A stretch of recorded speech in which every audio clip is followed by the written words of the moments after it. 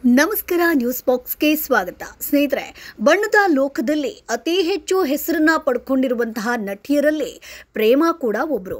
ಪ್ರೇಮಾ ಅವರ ಹೆಸರು ಕೇಳಿದ ತಕ್ಷಣ ಅವರ ಮುದ್ದಾದ ಮುಖ ಆಗಿರ್ಬೋದು, ಅವರು ಕೊಟ್ಟಂತಹ ಹಿಟ್ ಸಿನಿಮಾಗಳು ಎಲ್ಲವೂ ಕೂಡ ಕಣ್ಣು ಮುಂದೆ ಬರುತ್ತೆ. ಅದರ ಜೊತೆಗೆ ಆಕೆಯ ಬದುಕಿನಲ್ಲಿ ಆಗಿದ್ದಾದ್ರೂ ಏನು ಅನ್ನುವಂಥ ಪ್ರಶ್ನೆ ಕೂಡ ಮುಂದಾಗುತ್ತೆ. ಯಾಕಂತಂದ್ರೆ ಪ್ರೇಮಾ ಅವರು ತಮ್ಮ ಮೊದಲ ಪತಿಯಿಂದ ವಿಚ್ಛೇದನವನ್ನ ಕೂಡ ಪಡ್ಕೊಳ್ತಾರೆ. ಆ ವಿಚ್ಛೇದನದ ಕಾರಣ ಏನು ಅನ್ನುವಂಥದ್ದು ಸಾಕಷ್ಟು ಜನರ ಅಭಿಮಾನಿಗಳನ್ನ ಕಾಡಿದ್ದು ಕೂಡ ಇದೆ. ಹಾಗಾದ್ರೆ ನಟಿ ಪ್ರೇಮಾ ಅವರ ಬದುಕಿನಲ್ಲಿ ಆಗಿದ್ದಾದ್ರೂ ಏನು, ದಾಂಪತ್ಯ ಜೀವನದಲ್ಲಿ ಪ್ರೇಮಾ ಎಷ್ಟೆಲ್ಲ ನೋವನ್ನ ಅನುಭವಿಸಿದ್ರು, ಅವರ ಪತಿ ಪ್ರೇಮಾಳನ್ನ ಯಾವ ರೀತಿಯಾಗಿ ಯಾಮಾರಿಸಿ ಹೇಗೆ ಮದುವೆಯಾದ್ರು, ಇವೆಲ್ಲದರ ಬಗ್ಗೆ ಕಂಪ್ಲೀಟ್ ಡೀಟೇಲ್ಸ್ ಅನ್ನ ಕೊಡ್ತೀವಿ. ಅದಕ್ಕಿಂತ ಮುಂಚೆ ನಮ್ಮ ಚಾನೆಲ್ ಅನ್ನ ತಪ್ಪದೇ ಸಬ್ಸ್ಕ್ರೈಬ್ ಮಾಡಿ. ಸ್ನೇಹಿತರೆ, 1995ರಲ್ಲಿ ತೆರೆ ಕಂಡಂತ ಹ್ಯಾಟ್ರಿಕ್ ಹೀರೋ ಶಿವರಾಜ್ ಕುಮಾರ್ ಅವರ ಓಂ ಸಿನಿಮಾದ ಮೂಲಕ ಸ್ಟಾರ್ ನಟಿಯಾಗಿ ಬಣ್ಣದ ಲೋಕವನ್ನ ಪ್ರವೇಶಿಸಿದಂತಹ ನಟಿ ಅಂತಂದ್ರೆ ಅದು ಪ್ರೇಮಾ. ಕಾಲ ಕಳೆದಂತೆ ಕನ್ನಡ, ತೆಲುಗು, ತಮಿಳು ಹೀಗೆ ಪಂಚ ಭಾಷೆಗಳಿಗೂ ಬೇಕಿರುವಂತಹ ಬೇಡಿಕೆಯ ನಟಿಯಾಗಿ ಹೊರಹೊಮ್ಮುತ್ತಾರೆ ಪ್ರೇಮಾ.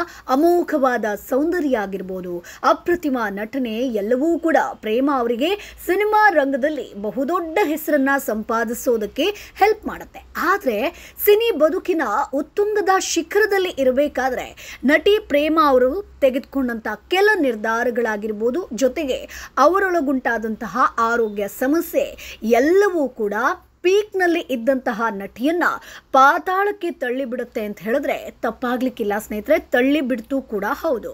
ಅಷ್ಟಕ್ಕೂ ಪ್ರೇಮಾ ಅವರ ಬದುಕಿನಲ್ಲಿ ನಡೆದಂತ ಕಠೋರವಾದ ಘಟನೆಯಾದ್ರೂ ಎಂಥದ್ದು, ಇವರು ಪ್ರೀತಿಸಿ ಮದುವೆಯಾದದ್ದು ಯಾರನ್ನ, ಅವರಿಂದಲೇ ಮೋಸ ಹೋದ್ರ, ಇವರ ಪತಿ ಯಾರು, ಹೇಗಿದ್ದಾರೆ ನೋಡೋದಕ್ಕೆ, ಇವರ ಹೆಸರೇನು, ಈಕೆ ಪತಿ ಮಾಡಿದಂಥ ಮೋಸ ಏನು, ಇವೆಲ್ಲದರ ಬಗ್ಗೆ ಕಂಪ್ಲೀಟ್ ಮಾಹಿತಿಯನ್ನ ಹೇಳ್ತಾ ಹೋಗ್ತೀವಿ. ಹೌದು, ಪ್ರೇಮಾ ಬೆಂಗಳೂರಿನ ಮಹಿಳಾ ಸೇವಾ ಸಮಾಜ ಪ್ರೌಢಶಾಲೆಯಲ್ಲಿ ತಮ್ಮ ಒಂದು ಪ್ರೌಢ ಶಿಕ್ಷಣವನ್ನ ಪಡೆದು ಅನಂತರ ಆರ್ವಿ ಕಾಲೇಜಿನಲ್ಲಿ PUC ಪದವಿಯನ್ನ ಪಡಿತಾರೆ. ಈ ಬಳಿಕ ಚಿತ್ರರಂಗದತ್ತ ತಮ್ಮ ಗಮನ ಹೆಚ್ಚಾದಂತೆ ಪ್ರೇಮಾ ಅವರು ಶಿವರಾಜ್ ಕುಮಾರ್ ಅವರ ಓಂ ಸಿನಿಮಾದ ಮೂಲಕ ಗ್ರ್ಯಾಂಡ್ ಆಗಿ ಚಂದನ ವನಕ್ಕೆ ಎಂಟ್ರಿ ಕೊಟ್ಟು ತಮ್ಮದೇ ಆದಂತಹ ಒಂದು ಪರ್ವವನ್ನೇ ಸೃಷ್ಟಿ ಮಾಡ್ತಾರೆ. ಸೊ ಆಗಿನ ಕಾಲದಲ್ಲಿ ಪ್ರೇಮಾ ಅನ್ನುವಂಥ ಹೆಸರನ್ನ ಕೇಳಿದ್ರೆ ಎಲ್ಲರೂ ಕೂಡ ಅಷ್ಟು ಖುಷಿ ಪಡ್ತಾ ಇದ್ರು. ಅದ್ಭುತವಾದಂತಹ ಕಲಾವಿದೆ ಅಂತ ಎಲ್ಲಾ ಸಿನಿಮಾಗಳಲ್ಲೂ ಕೂಡ ಪ್ರೇಮಾ ಇರ್ತಾನೆ ಇದ್ರು.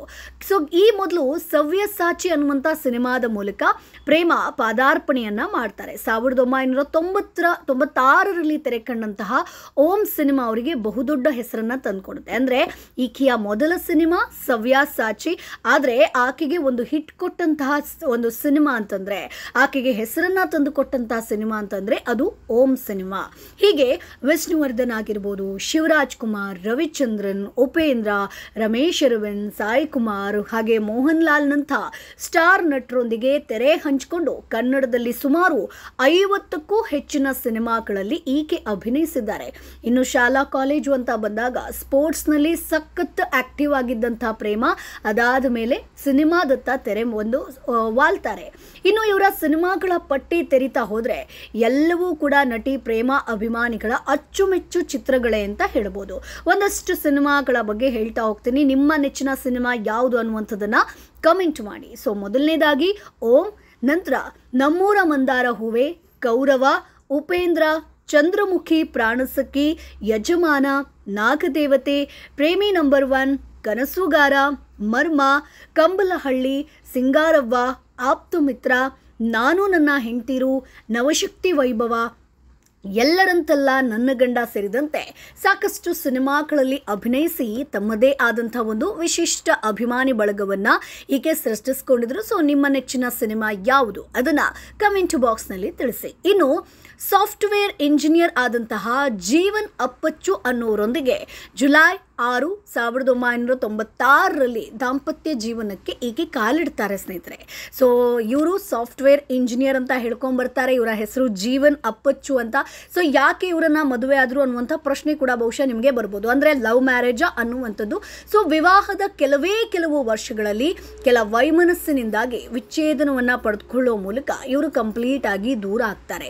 ಸೊ ಮೊದಲಿಗೆ ಎಲ್ಲರೂ ಕೂಡ ಇವರು ಚೆನ್ನಾಗಿರ್ತಾರೆ ಅಂತ ಅನ್ಕೊಳ್ತಾರೆ. ಅದಾದಮೇಲೆ ಒಂದಷ್ಟು ಸುದ್ದಿಗಳು ಹರಿದಾಡೋದಕ್ಕೆ ಶುರುವಾಗುತ್ತೆ.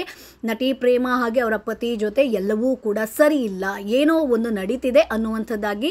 ಸೊ ಸೆಲೆಬ್ರಿಟಿಗಳ ಬದುಕು ನಾವಂದುಕೊಂಡಷ್ಟು ಸುಲಭವಾಗಿರೋದಿಲ್ಲ. ಸಣ್ಣ ಪುಟ್ಟ ವೈಮನಸ್ಸು, ಭಿನ್ನಾಭಿಪ್ರಾಯಗಳು ಮೂಡಿದ್ರು ಅದು ಕೊನೆಯಾಗೋದು ವಿಚ್ಛೇದನದ ಮೂಲಕ ಅನ್ನೋದು ಪ್ರೇಮ ಅವರ ವೈಯಕ್ತಿಕ ಜೀವನದ ಮೂಲಕ ಮತ್ತೊಮ್ಮೆ ಸಾಬೀತಾಗುತ್ತೆ. ಅಂದರೆ ನಾರ್ಮಲ್ ಆಗಿ ನಾವೇನು ಲೈಫ್ ಲೀಡ್ ಮಾಡ್ತೀವೋ ಅವರು ಕೂಡ ಅದೇ ರೀತಿಯಾದಂಥ ಲೈಫನ್ನು ಲೀಡ್ ಮಾಡ್ತಾರೆ. ಆದರೆ ಬಣ್ಣದ ಲೋಕ ಅಂತ ಬಂದಾಗ ಎಲ್ಲವೂ ಕೂಡ ಪಬ್ಲಿಕ್ ಆಗಿರೋದ್ರಿಂದ ಈ ವಿಚಾರಗಳು ಕೂಡ ಪಬ್ಲಿಕ್ ಆಗೇ ಆಗುತ್ತೆ. ಸೊ ನಟಿ ಪ್ರೇಮ ಅವರಿಗೆ 29 ವರ್ಷ ವಯಸ್ಸಾಗಿದ್ದ ಕಾರಣ ಮನೆಯವರು ಮದುವೆ ಮಾಡಿಬಿಡಬೇಕು ಅನ್ನುವಂಥ ಯೋಚನೆಯನ್ನು ನಡೆಸ್ತಾರೆ. ಅದರಂತೆ ತಮ್ಮದೇ ಒಂದು ಕೊಡವ ಸಂಪ್ರದಾಯದ ಮೂಲದ ಜೀವನ್ ಅಪ್ಪಚ್ಚು ಅನ್ನುವಂಥ ಯುವಕನ ಜೊತೆಗೆ ಪ್ರೇಮ ಕೊಡವ ಸಂಪ್ರದಾಯದಂತೆ ಸಪ್ತಪದಿಯನ್ನು ತೊಳಿತಾರೆ. ಅಂದರೆ ಮೊದಲನೇದಾಗಿ ಆಕೆಗೆ ವಯಸ್ಸಾಗ್ತಾ ಬಂದಿತ್ತು, ಜೊತೆಗೆ ತಂಗಿ ಕೂಡ ಮದುವೆ ಆಗಬೇಕು ಅನ್ನುವಂಥದ್ದು ಇರುತ್ತೆ. ಸೊ ತಂಗಿ ಕೂಡ ಲವ್ ಮಾಡ್ತಾ ಇರ್ತಾರೆ. ಸೊ ಅವರು ಕೂಡ ಲವ್ ಮ್ಯಾರೇಜ್ ಆಗಬೇಕು ಅನ್ನುವಂಥದ್ದನ್ನು ವೆಯ್ಟ್ ಮಾಡ್ತಿರ್ತಾರೆ.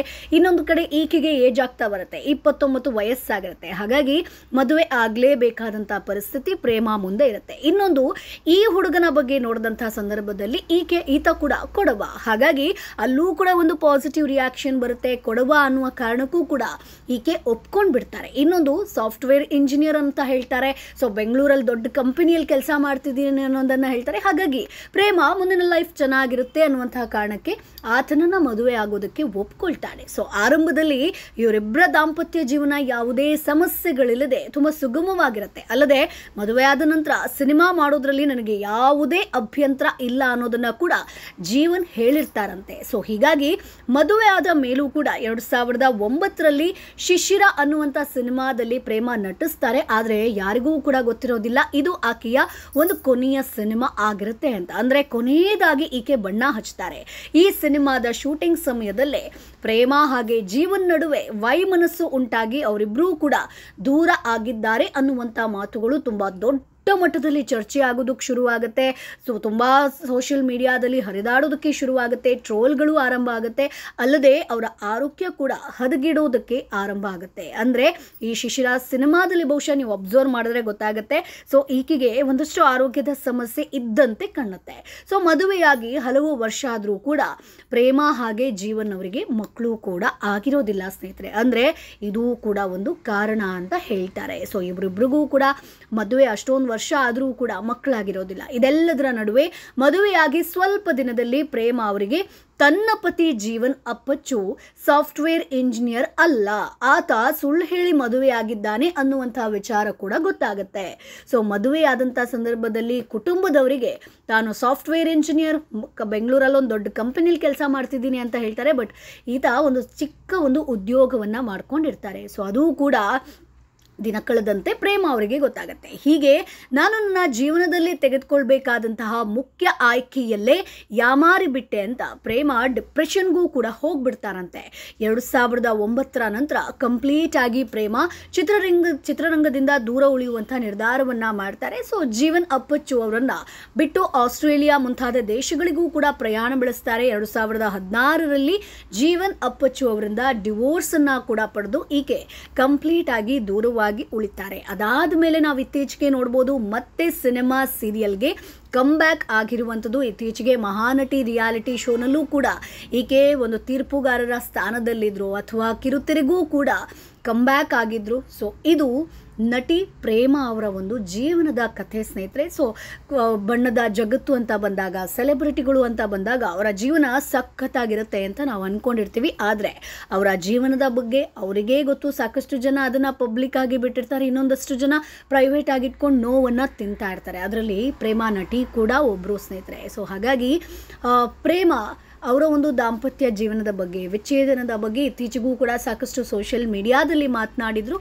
ಸೊ ಒಂದಷ್ಟು ಅಂತೆ-ಕಂತೆಗಳು ಸೋಷಿಯಲ್ ಮೀಡಿಯಾದಲ್ಲಿ ಹರಿದಾಡ್ತಿತ್ತು. ಅದೆಲ್ಲದಕ್ಕೂ ಕೂಡ ಈಗ ಪೂರ್ಣ ವಿರಾಮ ಬಿದ್ದಿರುವಂಥದ್ದು. ಸೊ ನಟಿ ಪ್ರೇಮಾ ಬಗ್ಗೆ ನಿಮ್ಮ ಅಭಿಪ್ರಾಯ ಏನು? ಆಕೆಯ ಸಿನಿಮಾ ಬಗ್ಗೆ, ಆಕೆಯ ಒಂದು ಜೀವನದ ಬಗ್ಗೆ ನಿಮ್ಮ ಅಭಿಪ್ರಾಯ ಏನು? ಅದನ್ನು ಕಮೆಂಟ್ ಬಾಕ್ಸ್ ಮೂಲಕ ತಿಳಿಸಿ. ಜೊತೆಗೆ ನಿಮ್ಮ ನೆಚ್ಚಿನ ಸಿನಿಮಾ ಯಾವುದು, ಆಕೆ ನಟಿಸಿರುವಂಥದ್ದು, ಅದನ್ನು ಕೂಡ ವ್ಯಕ್ತಪಡಿಸಿ. ನಮ್ಮ ಚಾನೆಲನ್ನು ಸಬ್ಸ್ಕ್ರೈಬ್ ಮಾಡಿ, ಸಪೋರ್ಟ್ ಮಾಡಿ.